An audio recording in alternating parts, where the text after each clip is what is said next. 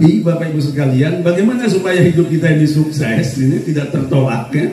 Maka tentu kita harus cari teorinya.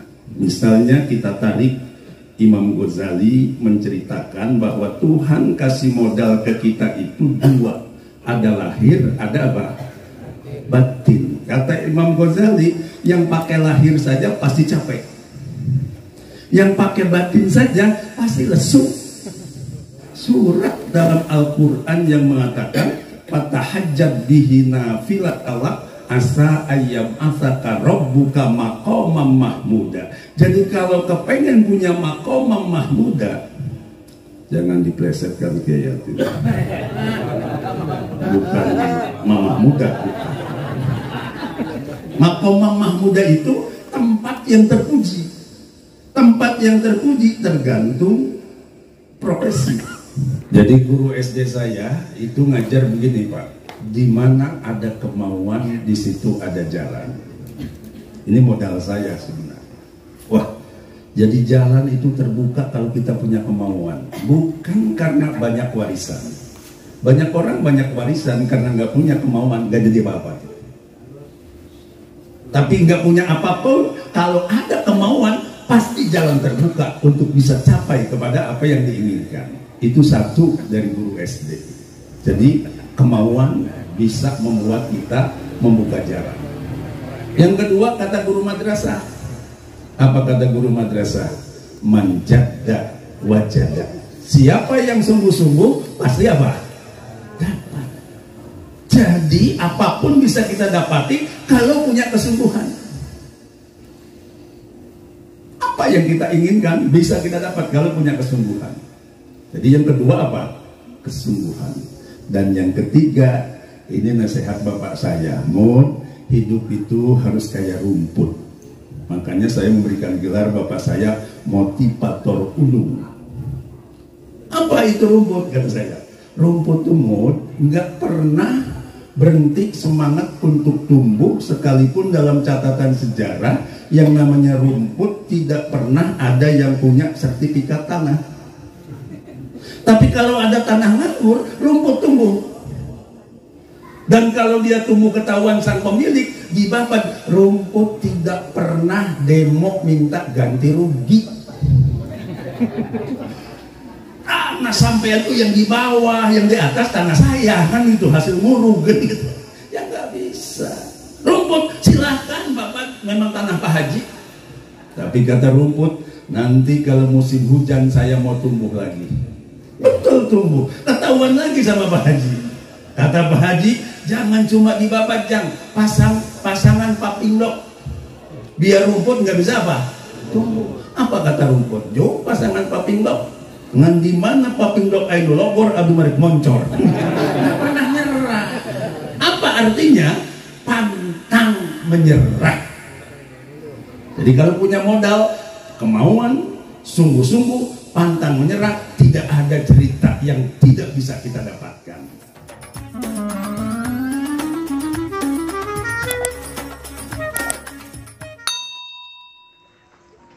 Assalamualaikum warahmatullahi wabarakatuh. Waalaikumsalam warahmatullahi wabarakatuh.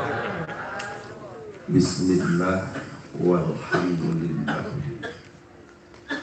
Bismillahi ala qalbi hatta yurwa. Bismillahi ala rukabi hatta taqwa. Bismillahi ala ardi hatta tutwa. Bismillahi ala jasadi hatta fi ta'atillahi yaqwa. Bismillahilladzi la yadurru ma'asmihi syai'un fil ardi wala fis sama wa huwas sami'ul alim.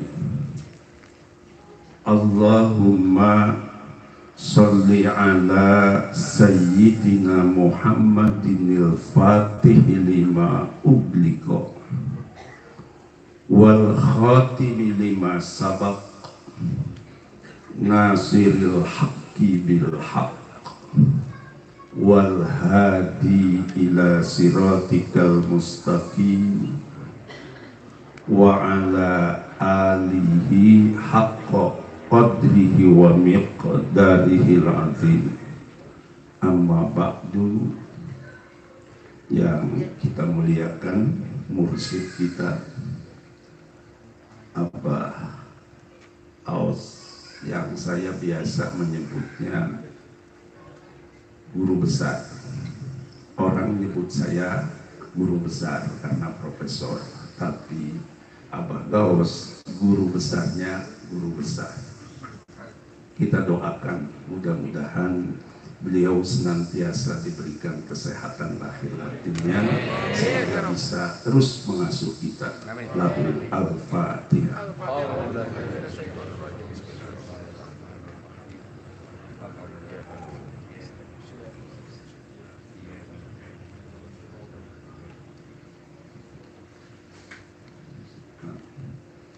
Yang saya hormati para kiai dari sejak Pak Sohibul Bait, kemudian Pak Dr. Kiai Haji Ismail yang barusan tausiah, kemudian juga Abah Kiai Haji Ridwan dari Cilengsi, kemudian guru saya juga nih Abah Atin dari Mahabang, tempat kelahiran saya.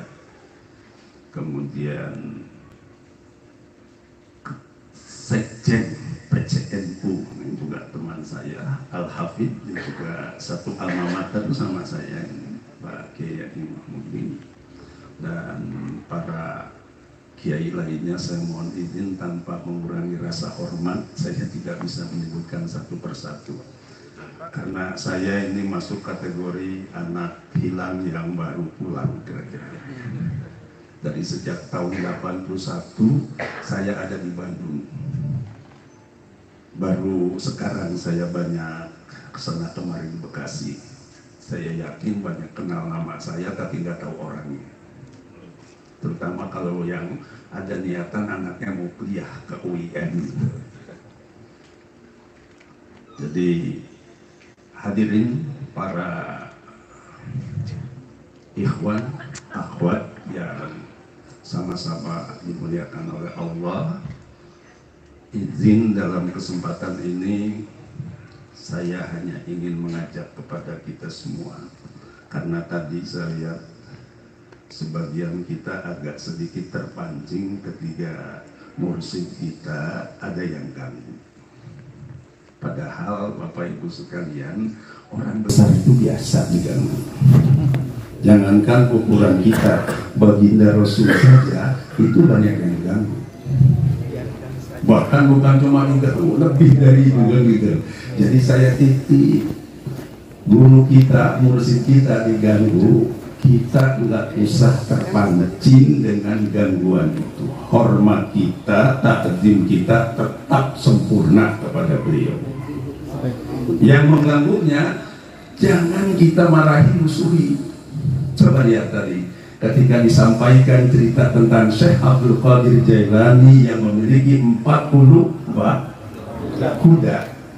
Kemudian ada orang yang tadinya mau berburu, mau ziarah ke beliau, kemudian batal karena dianggap sang wali sudah urut dunia. Bagaimana Syekh Abdul Qadir? Marah tidak. Jadi oleh karena itu kita juga mursyid kita diganggu, nggak usah kita terpancing, lebih bagus kita doakan. Nggak mustahil yang bersangkutan nanti akan taslim, akan datang kepada mursyid kita menjadi bagian muridnya. Kalau tidak, dia paling tidak nanti keturunannya ada yang menjadi pengikut mursyid kita. Al-Fatihah.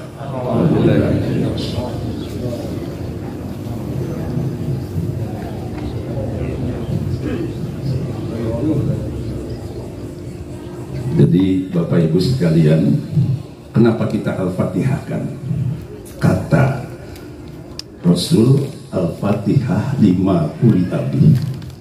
Baca Fatihah itu tergantung niat kita. Barusan kita baca Fatihah, niatnya orang yang suka mengganggu itu semoga Allah kasih hidayah, kemudian dia menjadi bagian dari jamaah kita. Jadi saya hanya ingin, tadi kan sudah dijelaskan soal bagaimana kita itu tazkiyatun nafas dan segala macamnya. Saya hanya ingin begini Bapak Ibu sekalian. Kata Ibnu Ruslan dalam kitab Zuban, wa kullu man bi ghairi ilmin ya'malu a'maluhu mardudatun la tuqbalu. Siapa saja yang melakukan aktivitas tanpa pakai ilmu, tanpa pakai teori, maka aktivitasnya mardud, tertolak, la tuqbal, tidak terima, alias nggak sukses. Ini biasa kita ceritakan. Sholat nggak pakai ilmu, mau ditampi ku Gusti. Puasa nggak pakai ilmu, mau ditampi ku Gusti. Komo pergi haji, kalau nggak masuk KBIH nggak akan mabrur tuh haji. Kata ketua KBIH. Salah? Enggak, karena memang manasik haji, ilmu manasik haji adanya di mana? KBIH. Benar. Tapi enggak berhenti di situ. Itu teori yang disampaikan oleh Ibnu Ruslan itu berlaku untuk apa saja, termasuk untuk menjalani kehidupan. Hidup nggak pakai teori, maka hidup kita nggak jelas. Tadi kita kan soal zikirnya sudah diajari itu teorinya, bagaimana mengucapkan kalimat tauhid dan ditarik sampai kemudian dihempus ke apa, dikucapkan ya, ke bagian tubuh kita yang kiri. Itu teorinya. Maka akan beda orang yang baca la ilaha illallah dengan cara begitu dan dengan yang tidak pakai cara begitu. Berarti kita sudah dapat tuh ilmu terkait dengan mengucapkan kalimat tauhid. Yuk kita amalkan. Tapi Bapak Ibu sekalian, bagaimana supaya hidup kita ini sukses, ini tidak tertolaknya? Maka tentu kita harus cari teorinya. Misalnya kita tarik Imam Ghazali menceritakan bahwa Tuhan kasih modal ke kita itu dua, ada lahir, ada apa? Batin. Kata Imam Ghazali, yang pakai lahir saja pasti capek, yang pakai batin saja pasti lesu, karena memang modalnya dua-duanya. Kan banyak kita lihat di lapangan, orang pakai lahir saja sebelum subuh sudah berangkat ke pasar, tapi sampai di pasar nggak ada pembelinya, capek dia. Tapi ada orang yang berangkatnya habis sholat duha, tapi sampai ke pasar banyak apa yang nunggunya, kira-kira begitu. Karena apa? Dia duha dulu, batinnya diolah.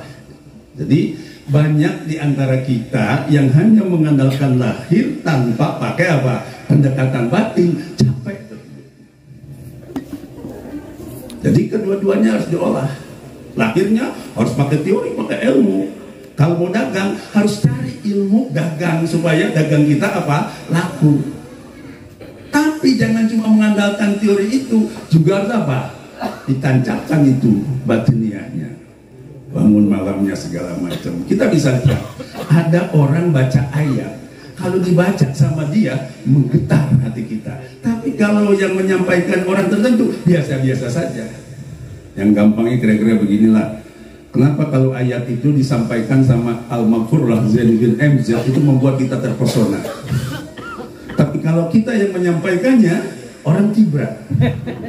Padahal ayat itu juga. Kenapa? Karena ada pendekatan tadi itu batiniah, spiritualitas yang dia miliki. Maka setrumnya beda. Sama guru juga, ada guru yang kalau ngajar kita senang mendengarnya, tapi ada kalau itu guru ngajar kita baca istighfar mendengarnya, kan gitu. Kenapa? Seperti itu. Saya dulu waktu lagi kuliah itu punya guru Al-Maghfurlah pakai EZ Mutakin. Itu kalau beliau ngajar kita berebut duduk di depan, tapi kalau ujian berebut ke belakang. Saya akhirnya mencari tahu apa sih rahasianya supaya seperti beliau. Apa Apa kemudian beliau mengatakan? Sederhana rahasianya. Kata beliau, kalau ingin seperti itu, awalnya saya nanya, Pak Yai, di mana dukunnya? Kata beliau, nggak ada. Di mana gunung tempat tapaknya? Nggak ada juga. Yang ada apa? Surat dalam Al-Quran yang mengatakan, fatahajjat bihi nafilatalak asa ayyam asaka rabbuka maqamam mahmuda. Jadi kalau kepengen punya maqamam mahmuda, jangan diplesetkan kayak itu. Bukan mamah muda. Maqamam mahmuda itu tempat yang terpuji. Tempat yang terpuji tergantung profesi. Kalau guru yang kalau ngajar disukai. Kalau penceramah yang kalau dia menyampaikan materi, orang senang mendengarkannya. Kalau pedagang yang begitu buka harga, orang siap beli. Itu makomam. Kalau murid setiap menjawab soal itu tepat, dapat nilai apa? Bagus. Itu makomam mahmuda. Termasuk kalau penyanyi, kalau dia mengeluarkan album meledak di pasaran. Ada itu penyanyi yang saya baca dalam skripsi mahasiswa, judulnya Nada dan Dakwahnya Oma Irama. Itu menurut cerita Oma itu kabarnya tidak pernah tinggal tahajud. Bahkan kalau dia membuat syair-syair lagunya setelah sholat malam, setelah tadarusan, karena memang dilanjutkan dengan warattilil Qur'ana tartila. Jadi bangun malam, qumil laila illa qalila, ya, bangun malam. Ya, sebagian kecil dari apa waktu malam itu, nisfahu awiku dan seterusnya. Kata Al-Quran, warattilil Qur'ana. Habis bangun malam baca Al-Quran secara tartil. Apa janji Allah? Inna sanulki alaika qaulan sakila. Aku akan berikan kepada engkau qaulan sakila, ucapan yang berbobot. Ucapan yang berbobot tergantung profesi. Kalau penyanyi ya kayak Oma. Jadi Oma Irama itu membuat syair-syairnya habis sholat tahajud, maka syairnya berbobot. Muncul ini yang masih muda, yang belum punya pasangan. Nanti saya sholat tahajud, kemudian baca Al-Quran, habis itu buat WA, kan gitu. Ya kalau tahajudnya baru waktu itu, kayaknya nggak kaulan sakilah. Kalau tahajudnya tadi, kata Kiai Ismail, istiqomah, continue, terus. Bukan waktu butuh saja, baru apa? Nah, kita kan begitu. Pertama ibu-ibu begitu dengar suaminya beger, rajin tahajud, rajin puasa Senin Kemis. Tertinggal kereta sudah lewat, kita baru mudah, kan begitu. Harusnya dari sekarang sebelum beger dipagari, kan begitu. Kita umumnya begitu. Itu ibarat ngejar kereta udah lewat, kita mudah gitu. Kejar lah, habis energi kita.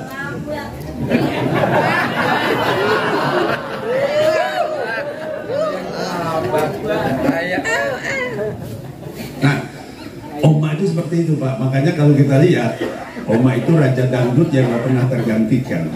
Beda dengan ratu dangdut. Ratu dangdut itu seingat saya waktu saya kecil itu Ice Trisnawati. Lagu yang populernya Dungkang. Saya gede sedikit, Ice tergeser oleh siapa?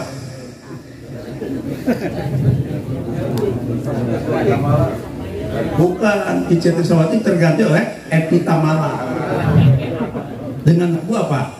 Selamat Malamnya. Saya dewasa, Epi Tamala juga tergeser oleh siapa? Iis Dahlia dengan Payung Hitamnya. Saya apal begini curiga. Padahal istri saya senang ketika saya apal begini. Kenapa senang? Kata dia, alhamdulillah suami saya masih normal. Nah ini orang normal diragui. Mikirnya rajin tapi masih belum beres.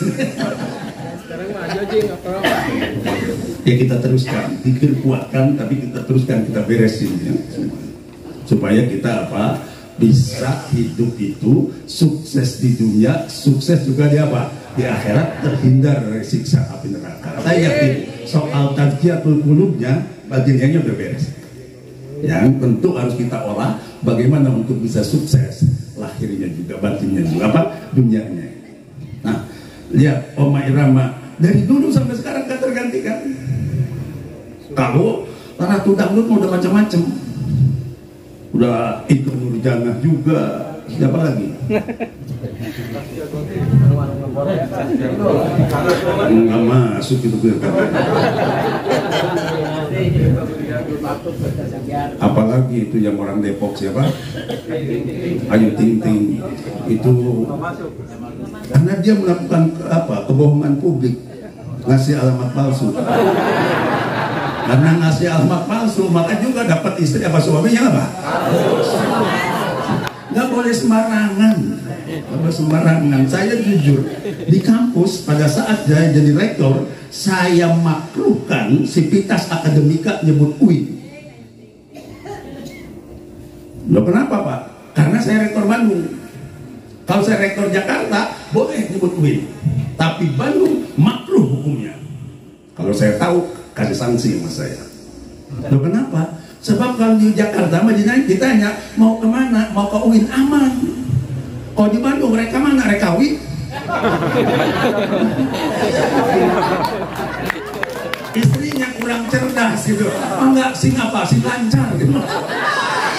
Karena istrinya husnudon mau ke kampusnya, padahal suaminya apa?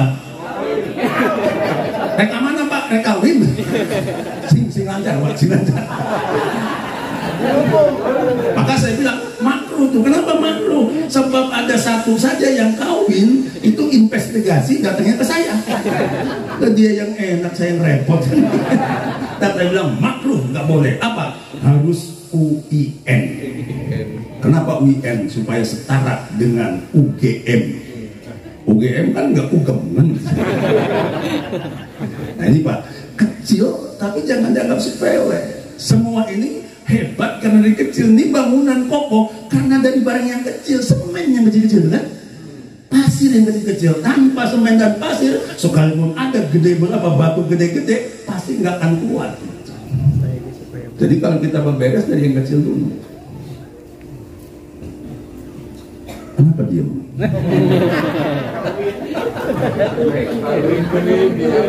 Karena ada yang suka. Jadi Bapak-Ibu sekalian, beda kalau yang lahir saja tidak dibarengi dengan kekuatan apa? Batin. Bapak Ibu udah hebat ini, ahli zikir semuanya ada dalam majelis itu udah kuat menurut saya. Tinggal bagaimana ngolah yang lainnya ini. Kuatkan. Sebab segala sesuatu kalau pakai teori amat. Tadi Pak Kiai Ismail nanya saya, katanya Bapak orang Cikarang asli, iya. Katanya juga dari keluarga yang tidak apa, bukan orang kaya. Iya, lihat aja dari namanya. Dan kalau kita belajar antropologi sosial, itu ketahuan nama itu menunjukkan kelasnya. Kalau satu kata, pasti kelas bawah itu. Iya, saya kan cuma Mahmud saja. Bahkan kalau saya hitung, detail saya lebih banyak ketimbang nama saya. Itu yang saya sebut tadi, profesor sampai MSI. Padahal ada lagi saya CSEE, kemudian CPN, banyak.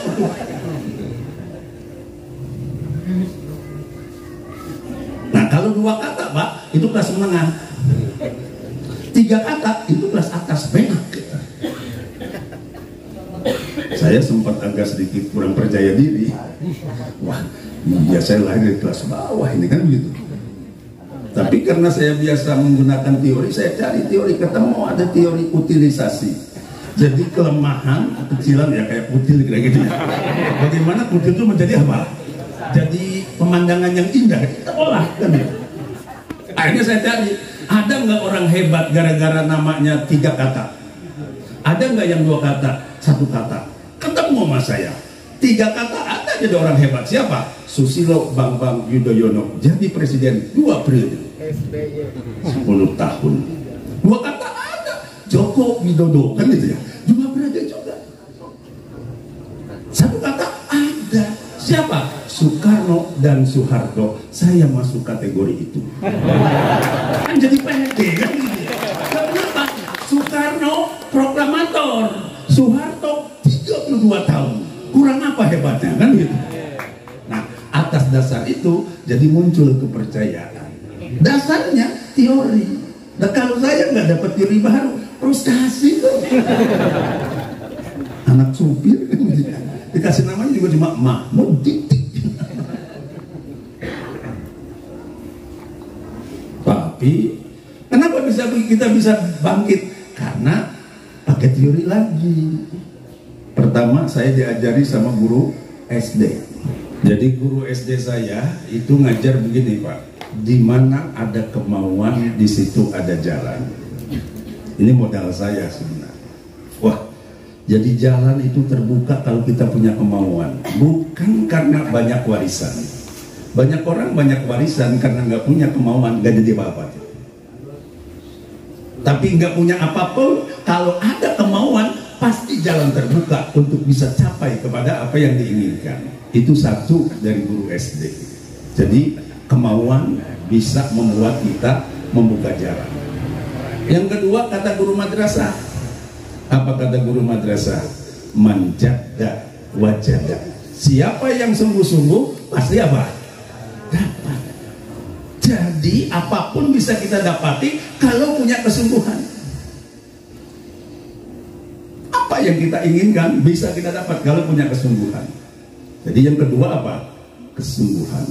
Dan yang ketiga, ini nasihat bapak saya, hidup itu harus kayak rumput. Makanya saya memberikan gelar bapak saya motivator ulung. Apa itu rumput? Kata saya, rumput itu nggak pernah berhenti semangat untuk tumbuh, sekalipun dalam catatan sejarah yang namanya rumput tidak pernah ada yang punya sertifikat tanah. Yang punya sertifikat tanah mah Abah Ridwan, Pak Kiai Ismail, Pak Sekjen PCNU pasti punya sertifikat tanah itu. Tapi kalau ada tanah nganggur, rumput tumbuh. Dan kalau dia tumbuh ketahuan sang pemilik, dibabat, rumput tidak pernah demo minta ganti rugi. Nggak kayak orang yang ada di Cikarang gitu. Nah sampai itu yang di bawah, yang di atas tanah saya kan itu hasil murug gitu. Ya nggak bisa. Rumput silahkan bapak, memang tanah Pak Haji. Tapi kata rumput, nanti kalau musim hujan saya mau tumbuh lagi. Betul tumbuh, ketahuan lagi sama Pak Haji. Kata Pak Haji, jangan cuma dibabat, pasangan papindok. Biar rumput nggak bisa apa? Tumbuh. Apa kata rumput? Jo, pasangan papindok. Ngan di mana papindok ayo lobor abdi marik moncor. Nggak pernah nyerah. Apa artinya? Pantang menyerah. Jadi kalau punya modal, kemauan, sungguh-sungguh, pantang menyerah, tidak ada cerita yang tidak bisa kita dapatkan. Dengan catatan tadi, basisnya apa? Teori. Pakai ilmu lah. Pakai ilmu, punya kemauan, punya kesungguhan, pantang menyerah, maka apapun bisa kita dapatkan. Nah, oleh karena itu jamaah, supaya jangan terlalu panjang nih, sebab kita nggak boleh lebih dari jam berapa? 10:30. Sekarang jam berapa Pak? 10:30. Nah, jadi yuk kita lengkapi ilmu terkait dengan zikir. Kita sudah selesai, dapat arahan dari mursyid kita. Sekarang bagaimana caranya untuk kita bisa menggapai kehidupan dunia? Di samping pendekatan batin, pendekatan lahir pun harus kita lakukan. Kalau dalam perspektif saya, lahir batin itu ibarat ban mobil. Ban mobil kan ada dua, ada kiri kanan. Katakanlah kanan batin, lahir, kiri batin. Ban mobil nih yang ada dua, kalau kempes sebelah, kira-kira benar gak tuh jalannya mobil? Sekalipun ban mobil itu radial, kalau kempes sebelah nggak bisa diandelin tuh jalannya. Sumpang siuran nggak kukuh. Orang juga begitu kira-kira.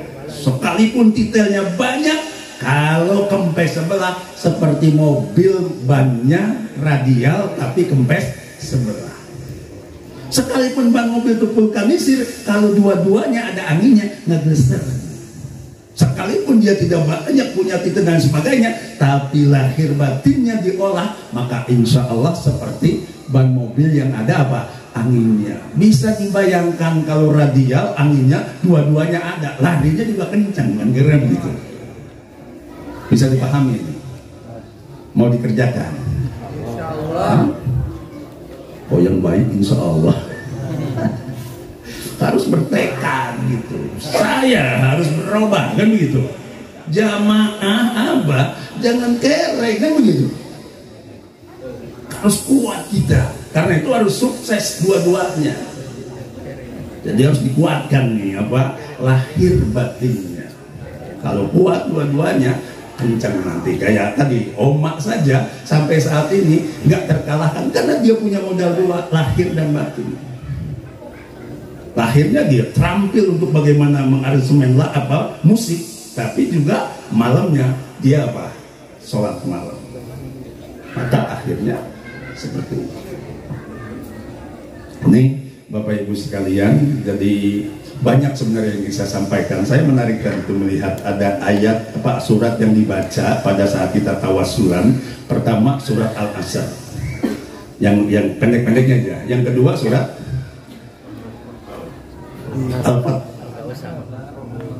Al-Nasr awal. Yang ini yang idza ja'a nasrullah wal fath. Ini luar biasa ini. Kita baca yes, tapi kalau kesannya kita tangkap dahsyat itu. Kita diajarkan oleh leluhur kita, guru kita, dahsyat. Sebab surat Al-Asr itu cerita tentang menghadapi zaman. Memang ayatnya menyebutkan waktu asar, tetapi itu kan min dzikri zuz wa iradatil kul. Dimaksud dituju sebut hanya urusan sholat asar, tapi yang dimaksud di ini soal apa? Yang lebih luas lagi, menghadapi zaman. Kata Al-Quran, innal insana lafi khusrin. Semua kita rugi itu menghadapi zaman. Tapi dilanjutkan illal ladzina amanu, kecuali orang yang tetap memiliki kualitas iman. Jadi kita nggak usah takut menghadapi zaman bagaimanapun. Sekarang kan orang bilang era destruksi 4.0, wah serem sepertinya gitu. Sudah ada konsepnya di Al-Quran, nggak usah khawatir. Yang penting bagaimana kita bisa menanamkan keimanan di era model begini. Maka guru-guru agama harus melakukan improvisasi, inovasi bagaimana membuat pembelajaran pendidikan keimanan supaya bisa diterima di era model begini. Selanjutnya innal ladzina amanu wa amilus sholihat.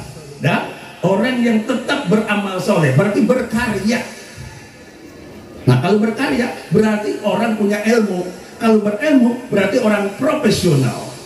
Maka dituntut di era sekarang ini kita profesional di bidangnya. Kalau jadi pedagang, pedagang yang profesional. Kalau jadi pemain sepak bola yang profesional. Apapun harus profesional. Karena di hadis Nabi dikatakan idza wusidal amru ila ghairi ahli fantadhiris sa'ah. Kalau pekerjaan digarap sama orang yang nggak profesional, tunggu kehancurannya. Jadi harus profesional.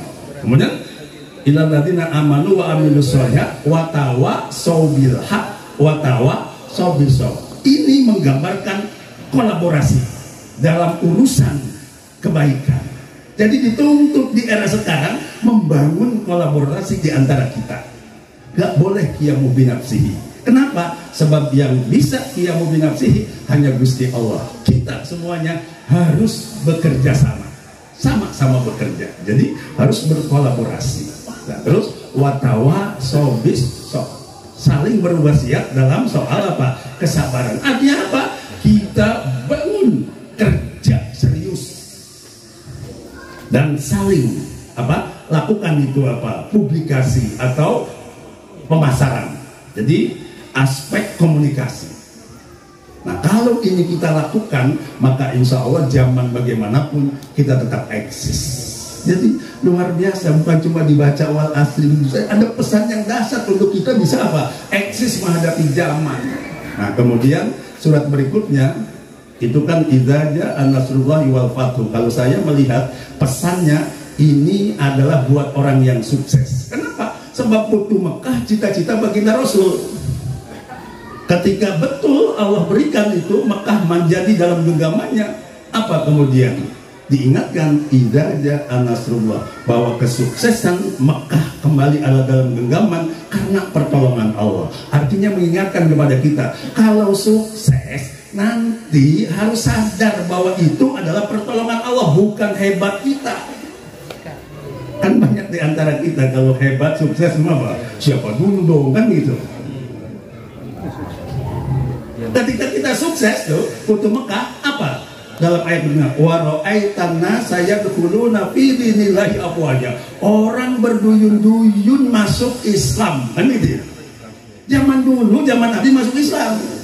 Tapi kalau sekarang, kalau kita sukses, orang berduyun-duyun ngaku saudara tuh bagi kita. Itu Pak, kalau nggak sukses, kita itu nggak ada yang ngaku saudara sama kita. Tapi kalau nggak sukses, itu semua orang ngaku saudara itu. Nah, ketika ada orang ngaku saudara, jangan apa? Siapa lu? Kita bisa, udah biar saja. Memang begitu. Kalau sukses banyak yang apa? Ngaku. Jangan kemudian siapa lu, dari mana saudara, jangan gitu. Jangan, biar saja. Sebab itu memang apa? Begitu keadaannya. Nah.